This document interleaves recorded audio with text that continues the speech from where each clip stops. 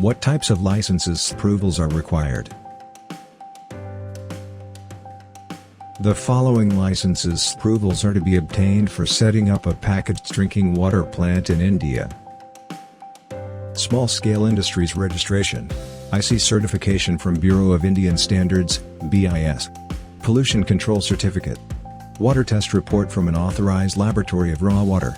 Pest Control Certification. Certificates from Chemist, Microbiologist. Medical Certificates for Workers. No Objection Certificate, NOC, from Gram Panchayat, if applicable.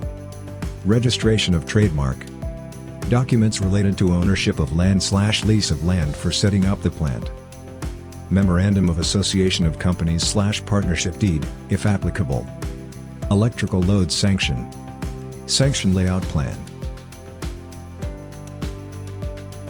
For more information, contact us.